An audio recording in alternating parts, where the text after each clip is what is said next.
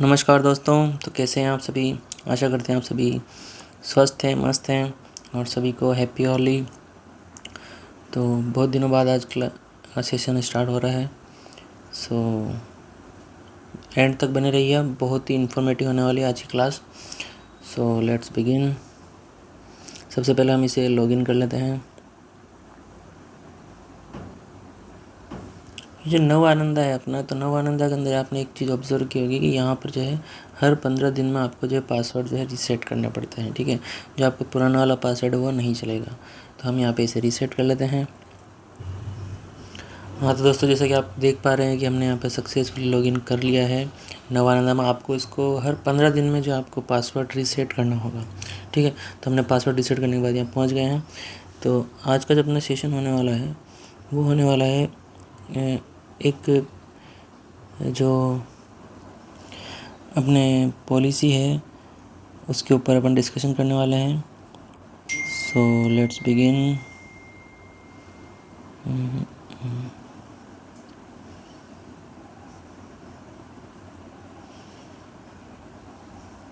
तो आज जो है अपन सेल स्टॉक करने वाले हैं। ठीक है, सेल स्टॉक किस पे करने वाले हैं इस पे बात करते हैं।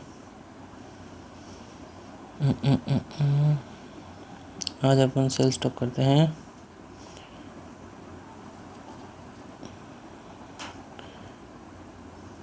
इंडेक्स प्लस पे करते हैं।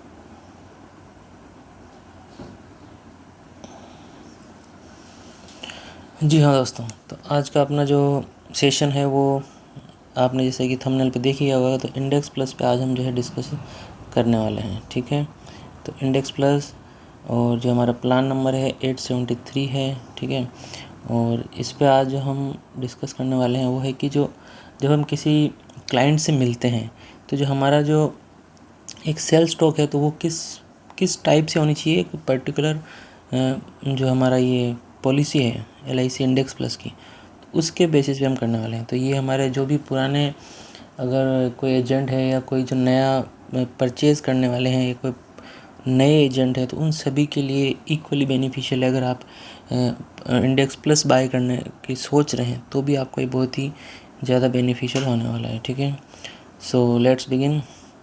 सबसे पहले जो एजेंट के स्टार्टिंग की जाती है। Good morning sir, how are you. ये सभी को पता ही है आपको आपका करना है। I am good, thank you, okay, any time. I was about to meeting you a fantastic investment plan from LIC की तरफ से हम एक इन्वेस्टमेंट प्लान लेकर आए हैं सर। अगर आप यस, तो यहाँ पर जो हमारा प्रोस्पेक्ट है, तो जो प्रोस्पेक्ट है वो ऑलरेडी नोन अबाउट दैट कि LIC का एक प्लान आया है। ठीक है, सो उसको आपको थोड़ा सा बताना होता, मतलब अपडेटेड होना चाहिए। आप जो अगर खुद पॉलिसी बाय भी कर रहे हैं तो आपको थोड़ा बहुत अवेयर होना चाहिए कि जब आप इन्वेस्टमेंट कर रहे हैं तो एटलीस्ट मार्केट में क्या क्या चल रहा है वो उसके अकॉर्डिंग आपको अपडेटेड रहना चाहिए। ठीक है, सो यहाँ पर जो हमारा प्रोस्पेक्ट है इसको भी ऐसा अंडरस्टूड किया गया है कि उन्होंने सुना है LIC के न्यू यूलिप प्लान के बारे में। ठीक है, और इक्विटी फॉर मार्केट्स। ठीक है, इसके बाद में जो एजेंट्स है दैट इज़ राइट सर। और ये रेगुलर प्रीमियम पेमेंट पॉलिसी है, combination of savings plus life cover. तो हमें ये बताना है कस्टमर को कि इसके बेनिफिट क्या है। ये एक इंडेक्स प्लस प्लान है, इसके साथ में ये कि किसका है, सेविंग प्लस लाइफ कवर देता है हमें। ठीक है, fund value guaranteed additions and return of mortality charges on maturity provided all the premiums paid. ठीक है, यहाँ पे ये क्या बात कर रहे हैं, जब हम यूलिप में कोई प्लान बाय करते हैं, ठीक है, तो उसमें क्या होता है बेसिकली, इसे बंद करते हैं, तो उसमें क्या होता है बेसिकली मोर्टेलिटी चार्जेस कटते हैं इसमें। ठीक है, सो जब हम जैसे हमने प्लान लिया इसमें अलग अलग है 7 मल्टीप्लाई और 10 के मल्टीप्लाई में जो हमारा है सम अश्योर्ड रहता है इसमें एनुअली जो हमने प्रीमियम पे किया है उसका। ठीक है, तो इसमें क्या हमारे लास्ट में एक मोर्टेलिटी चार्जेस कटते हैं। जब आप थर्ड पार्टी से जब बनाते हैं प्लान तो उनमें ये चीज़ें नहीं बताई जाती है कि इसमें मोर्टेलिटी चार्जेस कितना है क्या है। ठीक है, और जब आप ऑफिशियल साइट से बनाते हैं अपने जो ये प्लान्स के जो होता है ना, प्लान्स का डिस्प्ले जो हमें शो करने के लिए होता है क्लाइंट के लिए, तो उनमें मोर्टेलिटी चार्ज वगैरह कुछ नहीं शो किया जाता है, ठीक है। तो ये इसमें वही है कि इसमें additions also return of mortality charges जो है वापस रिटर्न मिल जाता है, ठीक है, जितने भी हमने प्रीमियम पेड किया उनका। तो यहाँ पर जो हमारा प्रोस्पेक्ट बोलता है इसके बारे में हमें और बताइए, इसके फंड ऑप्शन से और क्या क्या है। तो यहाँ पे जो हमारे एजेंट की जब बात होती है बोलते 2 फंड ऑप्शन है सर इसमें। तो क्या है इसमें, फ्लेक्सी ग्रोथ फंड है where the premium paid are invested in NSE 50, Nifty 100, NSE Nifty 100 index और फ्लेक्सी स्मार्ट ग्रोथ फंड, ठीक है। ये दो टाइप के हैं, flexi smart growth 1 and flexi smart growth fund. ये ग्रोथ फंड है और ये स्मार्ट ग्रोथ है। तो इसका जो इन्वेस्टमेंट है वो हो जाता है निफ्टी 50 इंडेक्स में, और जो फ्लेक्सी ग्रोथ फंड है इसका होता है हमारे NSE 50 100 में। तो जितने भी हमारे जो नई पॉलिसी बाई कर रहे हैं और जो एजेंट हैं उनको ये तो पहले से पता होगा, और जिनको नहीं पता है तो उनको मैं बता देता हूँ कि जो NSE निफ्टी 50 और जो निफ्टी 100 है, ये जो हमारे शेयर मार्केट्स में समथिंग 8000 कंपनीज लिस्टेड हैं स्टॉक मार्केट में, तो उनकी जो टॉप 50 जो कंपनी होती है उनसे एक इंडेक्स बनती है।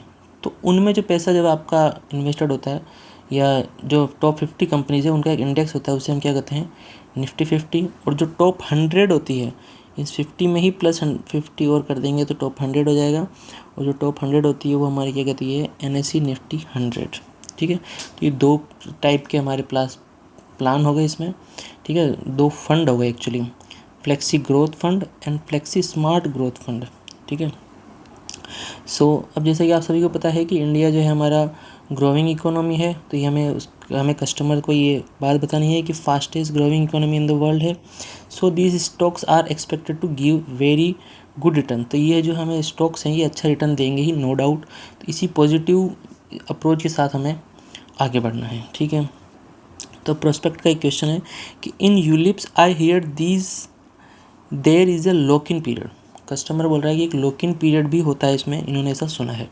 तो हमें भी पता है कि लॉक इन पीरियड है, और हमारा जो इंडेक्स प्लस का जो प्लान है इसमें भी ऑब्वियसली 5 ईयर का जो है लॉक इन पीरियड है। बताना है कस्टमर को, छुपाना कुछ भी नहीं है। आपका जो एजेंट हैं आप, तो एजेंट का काम ही होता है कि आप एथिकली काम करें, क्योंकि बहुत ही जिम्मेदारी वाला काम है, ठीक है।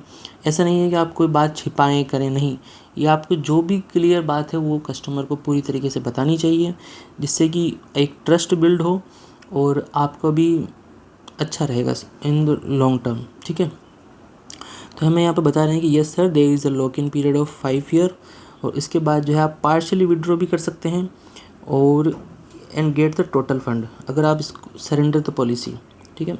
आप चाहें तो पार्शियली विड्रॉ कर सकते हैं, मतलब जितना आपको चाहिए उसका आधा, कुछ जो भी % है वो, और आप उसका टोटल फंड बैक लेते हैं ऑन द सरेंडर। लेकिन अब अगर आप पूरा फंड लेते हैं तो जो है आपको पॉलिसी को सरेंडर करना पड़ेगा, मतलब पॉलिसी वहीं से बंद हो जाएगी। और अगर आप पार्शियली विड्रॉ करना चाहें कि मुझे कुछ पैसे की ज़रूरत है, तो आप कर सकते हैं और आपकी पॉलिसी रेगुलर रहती है, ठीक है।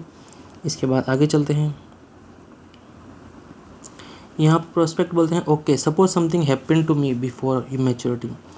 ये बात हो गई। अब प्रोस्पेक्ट खुद बता रहा है कि कुछ मेरे साथ मिस हैपनिंग हो जाती है यहाँ पे, तो क्या रहेंगी और क्या नहीं। तो इसके बारे में in case of unfortunate death, suppose कीजिएगा आपकी डेथ ही हो जाती है यहाँ पे, ठीक है, डेथ बिफोर मैच्योरिटी, तो nominee will get higher fund of value और बेसिक सम अश्योर्ड, जो भी हायर होगा, ठीक है, या तो हायर ऑफ फंड वैल्यू और basic sum assured reduce by partial withdraw made during 2 proceeding. जो अगर आपने पार्शियल विड्रॉ करवाया है, ठीक है, जैसे कि आपने सपोज कि 25% विड्रॉ कर लिया, तो उसको हम उसको कम कर देंगे, और बाकी जो बचा है during proceeding 2 years of date of death 2 years of date of death और 105% of total premiums paid reduce by partial withdraws, partial withdraws को हम रिड्यूस कर देंगे, और during proceeding 2 years of date of death, ठीक है। ये समझ में आएगा आपको? वापस समझाते हैं इसे। तो इसमें ऐसा है कि सर अगर कुछ हो जाता है तो इसमें क्या है कि जो हायर वैल्यू ऑफ फंड, जो फंड की जो हायर वैल्यू हो रही है, या तो वो मिल जाएगी, पहली कंडीशन, ठीक है। और क्या मिल सकता है, बेसिक सम अश्योर्ड मिल सकता है, लेकिन बेसिक सम अश्योर्ड वोट जब आपने जो पार्शली विड्रॉ कर लिया है उसके बाद जो बचता है वो मिलेगा, ठीक है। ये हमारी सेकंड कंडीशन हो गई, ओके। इसके बाद में थर्ड कंडीशन हमारी है कि 105 गुना of 105% of total premiums paid reduce by partial withdraws made during the, इसको समझिए कि जो आपने जो प्रीमियम पे की है, ठीक है, तो उसका जो 105 में आप सभी को पता है दुगना हो जाता है, तो दुगने से लगभग 5% एक्स्ट्रा जो है वो आपको मिल जाता है उस रिड्यूस बाय पार्शियल विड्रॉज। जो आपने पार्शियल विड्रॉ किया है उसको रिड्यूस करने के बाद, उसको निकालने के बाद जो बचता है वो 2 साल के अंदर अंदर जो आपको दिया जाता है, ठीक है, during proceeding 2 years of date of death, ठीक है। इसके बाद में क्या बताया गया यहाँ पे, ये कैसे, ये जो पेमेंट है वो कैसे मिलेगा, वो मिलेगा या तो लमसम में, फर्स्ट कंडीशन एक साथ मिल गया, और आप चाहें तो इसे इंस्टॉलमेंट में भी ले सकते हैं। और इंस्टॉलमेंट में कैसे मिलेगा, 5वें साल, 10वें साल और 15वें साल, ठीक है, जैसा ही भी आपने चूज़ किया हो, ठीक है, उस opted by you during your lifetime, ठीक है। ये बहुत ही अच्छी, ये मेन पॉइंट की बात है, इसको आपको अच्छे से समझना भी चाहिए। इसे वापस वीडियो को आप रिवर्स में जाके समझ सकते हैं। और अब आगे चलते हैं। अब जो है हमारे यहाँ प्रोस्पेक्ट है जो और क्यूरियस हो रहा है कि टेल मी मोर अबाउट, इसके बारे में और बताइए। तो हम एजेंट अब आगे बताएं कि sir in you have the option to take the risk of 7 और 10 times the annualise premium for ages 90 days to 50 years. तो हम जो है हमारे इसके यहाँ पे क्या होता है कि बच्चा जो 90 दिन का हो गया है, मतलब 3 महीने के से लेके हम जो है 50 ईयर्स तक बच्चे के लिए कर सकते हैं, 50 ईयर्स के लिए, ठीक है। तो क्या कर सकते हैं, और 7 टाइम्स 10 टाइम्स किसके लिए कर सकते हैं हम, 10 टाइम्स कर सकते हैं 3 महीने से लेकर 50 साल तक के लिए। और जो 51 से जो 60 हैं वो हम कर सकते हैं 7 टाइम्स के लिए। नहीं समझे, सपोज कीजिए एग्जांपल, इसमें हम एग्जांपल लेते हैं एकदम लीस्ट वाला। सपोज अपना मिनिमम जो अमाउंट इसमें वो सभी को पता है कि 2500 रुपये महीना है, ठीक है। तो 2500 रुपये महीना है, तो इसका जो एनुअल प्रीमियम होगा वो कितना होगा, एनुअल प्रीमियम होगा सर 30,000, ओके 30,000 है। तो अब इसका जो 7 टाइम्स 30,000 का 7 टाइम जो कितना हो जाएगा, ये हो जाएगा हमारा 2,10,000 रुपये हो जाएगा। ये हमारा 7 टाइम है। 7 टाइम कब किसको दे सकते हैं हम, 7 टाइम हम दे सकते हैं सर 51 to 60 ईयर तक को, ठीक है। तो ये जो है हम किसको दे सकते हैं, इस एज ग्रुप को, ठीक है। और 10 टाइम्स जो है वो कितना हो जाएगा, 10 टाइम्स हमारा हो जाएगा समथिंग 3 लाख, 30,000 का 3 लाख हो जाएगा। तो ये जो हम ये किस एज ग्रुप को दे सकते हैं, ये हम 3 महीने से लेकर 90 डेज टू 50 ईयर्स के जो हमारे प्रोस्पेक्ट होंगे तो उनको हम ये जो है मल्टीप्लाई 10 का दे सकते हैं, ठीक है।